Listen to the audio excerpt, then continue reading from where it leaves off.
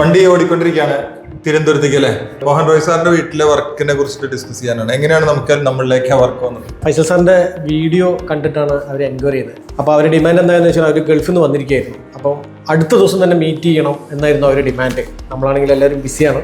എന്നിരുന്നാൽ പോലും ഫൈസൽ സാറ് പറഞ്ഞു അത് ഗൾഫിൽ നിന്ന് വന്നിരിക്കുന്ന ഒരു കസ്റ്റമറാണ്, അത് 2 days ഉണ്ടാവുള്ളൂ, എത്രയും പെട്ടെന്ന് തന്നെ പോയിട്ട് മീറ്റ് ചെയ്യണം പ്രസാദ് എന്ന് പറഞ്ഞു. പോയി ആ കസ്റ്റമറെ കണ്ടു, സംസാരിച്ചു. അതിൽ കസ്റ്റമർക്ക് ഏറ്റവും കൂടുതൽ അട്രാക്റ്റീവ് ആയത് എന്താണെന്ന് വെച്ച് പറഞ്ഞാൽ നമ്മൾ ട്രാൻസ്പെറന്റ് ആയിട്ടാണ് കാര്യങ്ങൾ പ്രസന്റ് ചെയ്തത്. അതായത് ഉള്ള കാര്യങ്ങൾ വ്യക്തമായിട്ട് നമ്മൾ പറഞ്ഞു കൊടുത്തു. അതെ, ഒരു കിച്ചണാണ് അവരുടെ റിക്വയർമെന്റ് ഉണ്ടായിരുന്നത്. അപ്പൊ കിച്ചൺ ചെയ്യാനായിരുന്നു അവർ വിളിച്ച്. അവർ ഫർണിച്ചർ ചെയ്യാൻ ആക്ച്വലി ഇപ്പോൾ പോകുന്നതല്ല, അവർ റെഡിമെയ്ഡ് ഫർണിച്ചർ എന്തെങ്കിലും വാങ്ങിക്കാം എന്ന് പറഞ്ഞിട്ട് അതിന്റെ ബഡ്ജറ്റ് എല്ലാം കൂടെ കൺസിഡർ ചെയ്തിട്ടുള്ള ഇതായിരുന്നു. കിച്ചൺ ആദ്യം മതി എന്നായിരുന്നു.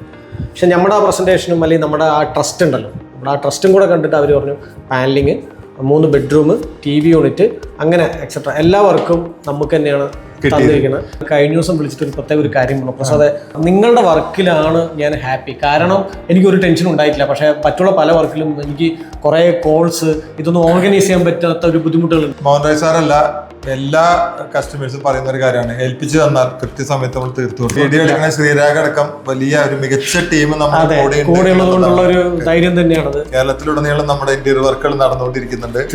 വിശ്വസിച്ച് വർക്ക് ഏൽപ്പിച്ചെന്ന് എല്ലാവർക്കും നന്ദി. മോഹൻ റോയ് സാറിന്റെ വർക്ക് ഫിനിഷിംഗിലാണ്. അപ്പോൾ നമ്മൾ ഉപയോഗിച്ചിരുന്ന മെറ്റീരിയൽ ഈ സ്ക്രൂ ഹോൾഡിംഗ് കപ്പാസിറ്റി വേണ്ടതുകൊണ്ട് നമ്മൾ പ്ലൈവുഡ് ആണ് കിച്ചണിൽ ഉപയോഗിച്ചത്. നനഞ്ഞു പോകും എന്നുള്ള ഭയമുള്ളതുകൊണ്ട് വാഷ് ഏരിയയുടെ ഭാഗത്ത് നമ്മൾ WPC കോസ്റ്റ് അങ്ങനെയൊക്കെ കുറയ്ക്കാൻ പറ്റും. ഇന്റീരിയറിന്റെ പാർട്ടായിട്ട് വലിയ ലാമിനേഷൻ ഒക്കെ ചെയ്ത് പ്ലൈവുഡ് ഒക്കെ ചെയ്ത് വരുമ്പോൾ കോസ്റ്റ് കൂടുന്നത് കൊണ്ട് ബെഡ്റൂമിൽ നമ്മൾ പാർട്ടിക്കിൾ ബോർഡ് ഉപയോഗിച്ചു.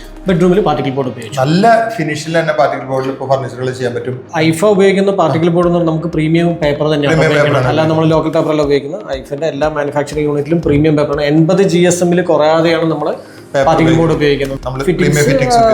ഹെറ്റിക്കാണ് ഏറ്റവും കൂടുതൽ ഉപയോഗിക്കുന്നത്, ഹെറ്റിക് ഓർ എഫ്കോ, ഈ 2 ബ്രാൻഡ് തന്നെയാണ് നമ്മൾ ഈവൻ സ്ക്രൂ വരെയും നമ്മൾ ഉപയോഗിക്കുന്നത്.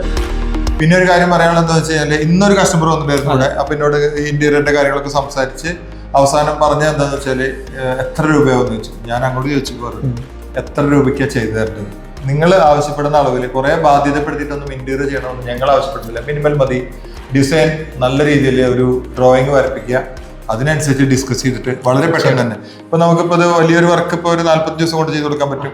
ചെറിയ ഇന്റീരിയർ വർക്കുകളൊക്കെ ഒരു 1 week to 3 weekനുള്ളിൽ വർക്ക് തീർക്കാൻ പറ്റും. ഒരു ബെഡ്റൂമിന്റെ ഒക്കെ വർക്ക് നമ്മൾ 1 week കൊണ്ടാണ് തീർക്കാൻ പറ്റും. എന്തായാലും വിശ്വസിച്ച് വർക്ക് ഏൽപ്പിച്ച് തരുന്ന ഓരോരുത്തരോടുള്ള നന്ദി അറിയിക്കുകയാണ്. അപ്പൊ എല്ലാവർക്കും ഐഫ ഇന്റീരിയറിലേക്ക് സ്വാഗതം.